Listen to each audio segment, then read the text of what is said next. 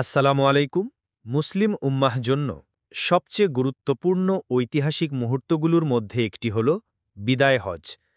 আর এই হজ্জের সময় প্রিয় নবী হজরত মোহাম্মদ সাল্লাল্লাহু আলাইহি ওয়াসাল্লাম যে ভাষণ দিয়েছিলেন তা শুধু তৎকালীন মুসলমানদের জন্যই নয়, বরং কেয়ামত পর্যন্ত আসা প্রতিটি মানুষের জন্য এক চিরন্তন পথনির্দেশ। আজ আমরা প্রিয় নবীজির সাল্লাল্লাহু আলাইহি ওয়াসাল্লামের সেই ঐতিহাসিক বিদায় হজ্জের ভাষণের মূল বিষয়গুলো নিয়ে বিস্তারিত আলোচনা করব। এই ভাষণটি মানবজাতির প্রতি তার শেষ উপদেশ এবং ইসলামের মৌলিক নীতির চূড়ান্ত সারসংক্ষেপ। বিদায় হজ অনুষ্ঠিত হয়েছিল হিজরি 10ম সনে। নবীজি এই ভাষণের মূল অংশটি দিয়েছিলেন হজ্জের সময় 9ই জিলহজ তারিখে। এই দিনটি ছিল আরাফার দিন, যা হজ্জের অন্যতম গুরুত্বপূর্ণ রোকন। বিদায় হজ্জের ভাষণটি খ্রিস্টীয় 632 সালের 6ই মার্চ তারিখে দেওয়া হয়েছিল। এই ভাষণের মূল অংশটি দেওয়া হয় আরাফার ময়দানে দুপুরের পর, অর্থাৎ জোহরের ওয়াক্তের পর। নবীজি একটি উটের পিঠে বসে লক্ষাধিক সাহাবীর উদ্দেশ্যে এই ভাষণ দিয়েছিলেন। এই ভাষণের পাশাপাশি তিনি পরদিন 10এ জিলহজ তারিখে কুরবানের দিন মিনাতেও সংক্ষিপ্ত ভাষণ দেন, যা বিদায় হজ্জের ভাষণেরই অংশ হিসেবে পরিচিত। এই দিনের ভাষণের পরপরই কুরআনের আয়াত নাজিল হয়, আজ আমি তোমাদের জন্য তোমাদের দিনকে পরিপূর্ণ করে দিলাম, তোমাদের প্রতি আমার অনুগ্রহ সম্পন্ন করলাম এবং ইসলামকে তোমাদের জন্য দিন হিসেবে মনোনীত করলাম। জীবনের পবিত্রতা ও নিরাপত্তা। প্রিয় নবী হজরত মোহাম্মদ সাল্লাল্লাহু আলাইহি ওয়াসাল্লামের বিদায় হজ্জের ভাষণটি শুধু উপদেশ ছিল না, বরং তা ছিল একটি পরিপূর্ণ জীবন ব্যবস্থার মৌলিক নির্দেশনা। এই ভাষণের অন্যতম গুরুত্বপূর্ণ এবং প্রথম ভিত্তি ছিল জীবনের পবিত্রতা ও নিরাপত্তা। বিদায় হজ্জের ভাষণে রাসূল সাল্লাল্লাহু আলাইহি ওয়াসাল্লাম বলেন, হে লোক সকল, তোমাদের রক্ত, তোমাদের সম্পদ, তোমাদের সম্মান পরস্পরের জন্য হারাম, যেমন এই দিন, এই মাস এবং এই শহর তোমাদের জন্য হারাম। এই ঘোষণাটি ছিল এক বিপ্লবী বার্তা। তিনি পবিত্র আরাফার ময়দান, পবিত্র জিলহজ মাস এবং পবিত্র মক্কা নগরীর সম্মানের সাথে মানুষের জীবন, সম্পদ ও সম্মানের তুলনা করে এর গুরুত্ব তুলে ধরেন। এর মাধ্যমে তিনি স্পষ্ট করে দেন যে কোনো মানুষের জীবন কেড়ে নেওয়া, তার সম্পদ অবৈধভাবে দখল করা বা তার সম্মানহানি করা ইসলামের দৃষ্টিতে চূড়ান্তভাবে নিষিদ্ধ ও গুরুতর অপরাধ। রাসূলের এই ঘোষণা একটি শান্তিপূর্ণ সমাজ প্রতিষ্ঠার মূল ভিত্তি স্থাপন করে। যখন প্রতিটি মানুষ তার অপর ভাইয়ের জীবন, সম্পদ ও সম্মানকে নিজের জীবনের মতোই পবিত্র মনে করবে, তখন সমাজে হানাহানি, লুটপাট এবং অন্যায় অবিচার কমে যাবে। এই নীতির বাস্তবায়ন একটি নিরাপদ ও সুশৃঙ্খল সমাজ গড়ে তুলতে সাহায্য করে, যেখানে প্রত্যেকেই নিজেদের মৌলিক অধিকার নিয়ে নিশ্চিন্ত থাকতে পারে। এটি কেবল মুসলমানদের জন্যই নয়, বরং সকল মানুষের জন্য প্রযোজ্য। এই ভাষণের মাধ্যমে নবীজি আমাদের শেখান যে অন্যের প্রতি আমাদের সহনশীল ও সৌহার্দ্যপূর্ণ আচরণ করা উচিত। যখন আমরা একে অপরের জীবন, সম্পদ ও সম্মানকে পবিত্র মনে করব, তখন আমাদের মধ্যে ঘৃণা, হিংসা ও প্রতিশোধের মানসিকতা থাকবে না। এর পরিবর্তে পারস্পরিক শ্রদ্ধা ও ভালোবাসা বৃদ্ধি পাবে। এই নীতিগুলো আমাদের শিখিয়ে দেয় যে একটি সুস্থ সমাজ গঠনে আমাদের ব্যক্তিগত আচরণের গুরুত্ব অপরিসীম। বিদায় হজ্জের এই ভাষণ 1400 বছরেরও বেশি সময় ধরে মানবজাতিকে পথ দেখাচ্ছে। জীবনের পবিত্রতা ও নিরাপত্তার এই শিক্ষা আধুনিক বিশ্বে মানবাধিকারের ধারণার সাথেও মিলে যায়। জাহিলিয়াতের সকল কুপ্রথা বিলোপ। রাসূলুল্লাহ সাল্লাল্লাহু আলাইহি ওয়াসাল্লামের নবুয়ত লাভের আগে আরবে যে সমাজ ব্যবস্থা প্রচলিত ছিল তা জাহিলিয়াত বা অজ্ঞতার যুগ নামে পরিচিত। সেই সমাজে ছিল অসংখ্য কুসংস্কার, অন্যায় ও বৈষম্য। প্রিয় নবী সাল্লাল্লাহু আলাইহি ওয়াসাল্লাম তার বিদায় হজের ভাষণে জাহিলিয়াতের সেই সকল কুপ্রথাকে চূড়ান্তভাবে বিলোপ ঘোষণা করেন। এটি ছিল মানবজাতির জন্য এক বিপ্লবী বার্তা, যা একটি অন্ধকারাচ্ছন্ন সমাজকে আলোর পথে নিয়ে আসে। জাহিলিয়াতের যুগে গোত্রে গোত্রে যুদ্ধ এবং প্রতিশোধের এক দীর্ঘ ধারা প্রচলিত ছিল। এক গোত্রের কেউ অন্য গোত্রের কাউকে হত্যা করলে তার প্রতিশোধ নিতে বছরের পর বছর ধরে রক্তক্ষয়ী সংঘাত চলত।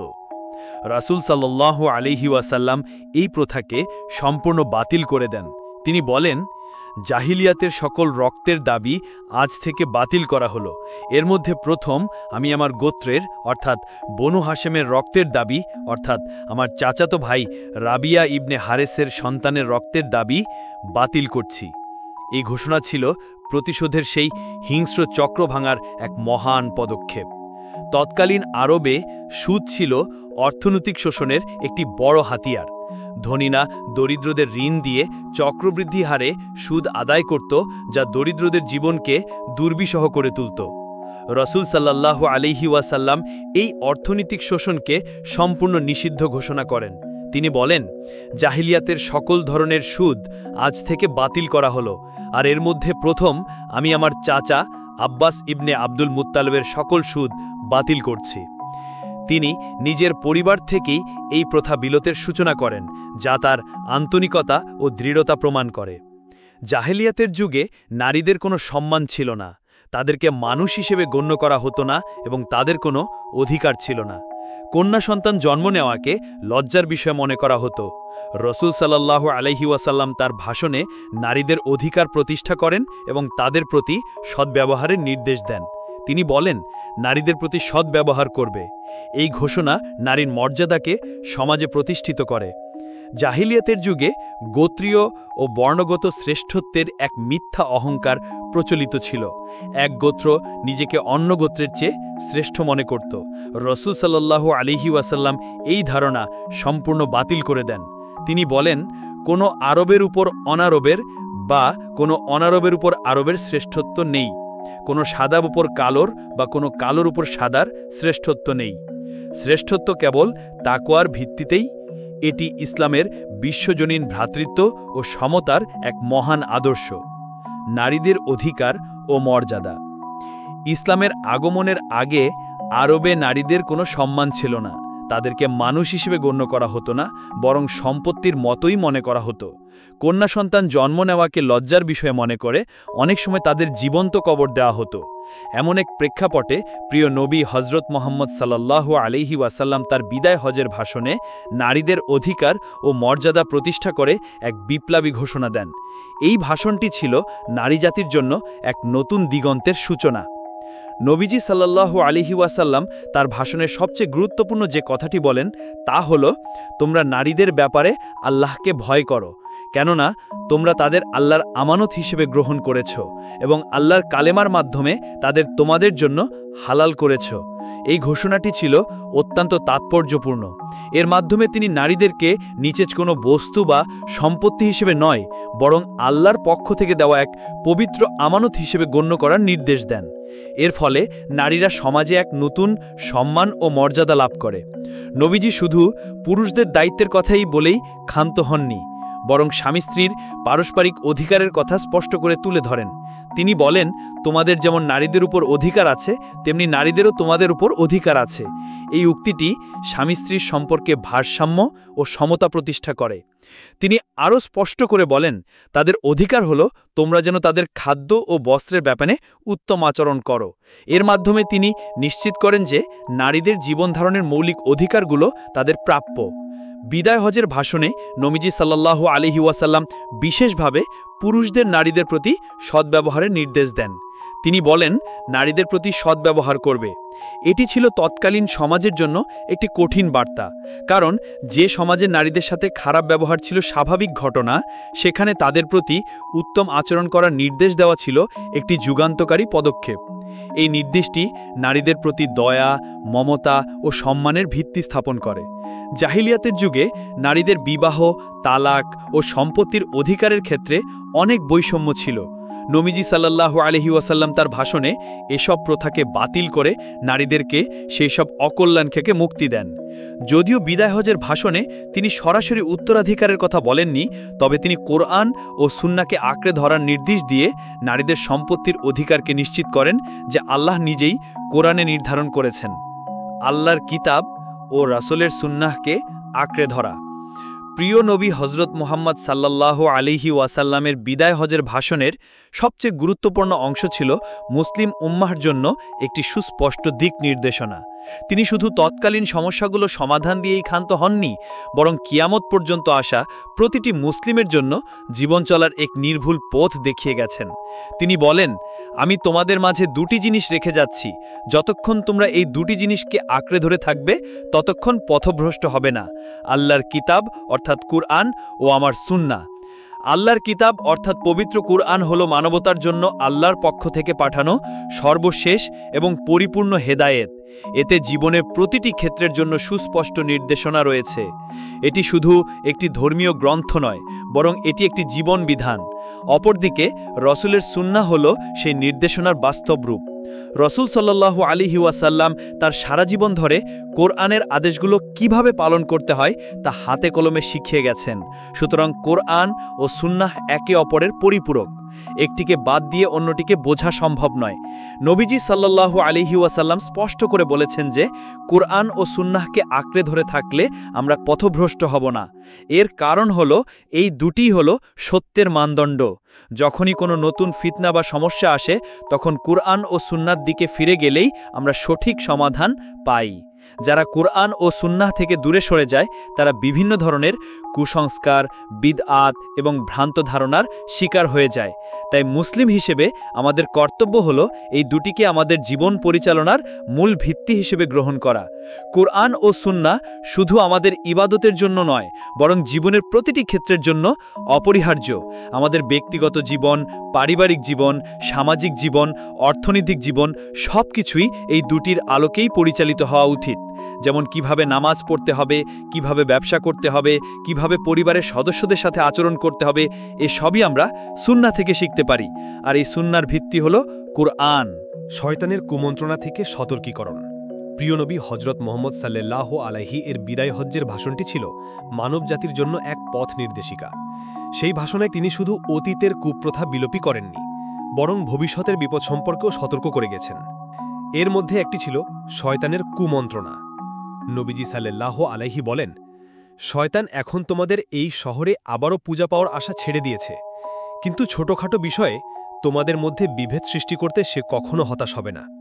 তাই তোমরা এসব বিষয়ে সতর্ক থেকো। শয়তান জানে যে মুসলিম উম্মাহ সবচেয়ে বড় শক্তি হল তাদের ঐক্য।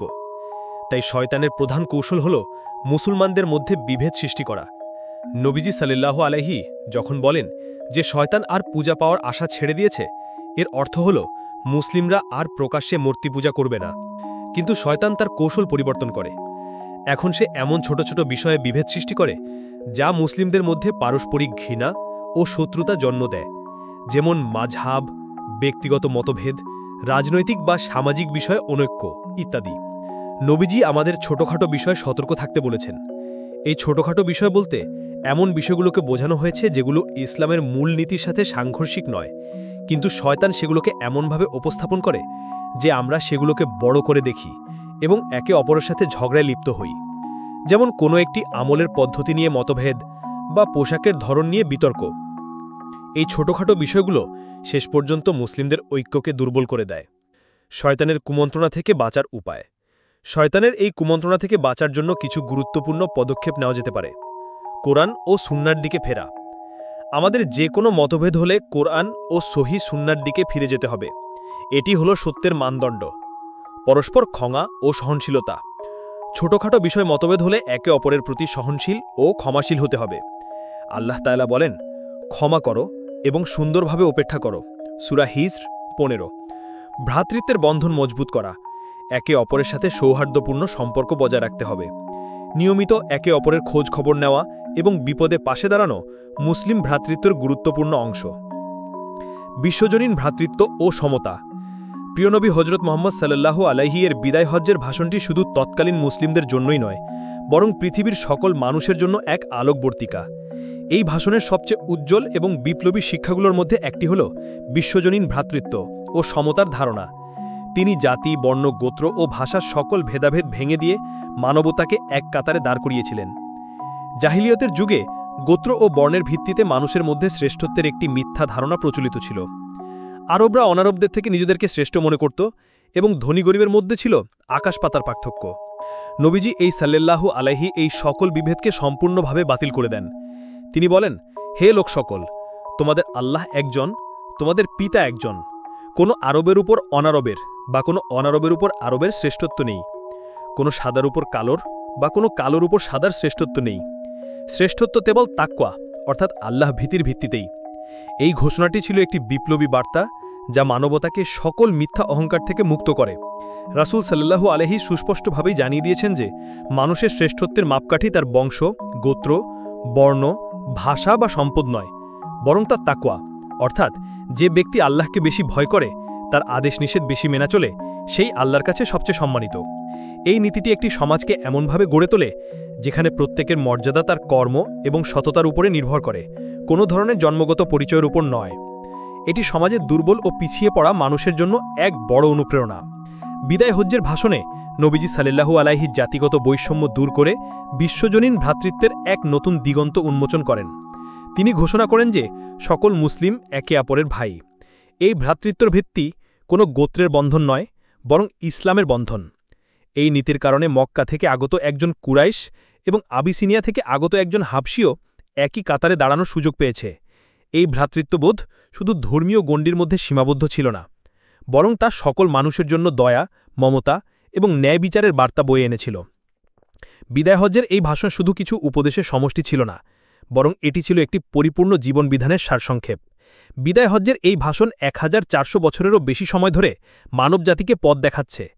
এর মাধ্যমে নবীজি সাল্লাল্লাহু আলাইহি মুসলিম উম্মাহকে এক চিরন্তন আলোর পথ দেখিয়ে গেছেন। এই ভাষণের প্রতিটি বাক্য আমাদের জন্য মূল্যবান শিক্ষা। আল্লাহ আমাদের সবাইকে এই মহান শিক্ষাগুলো মেনে চলার তৌফিক দান করুন। আমিন।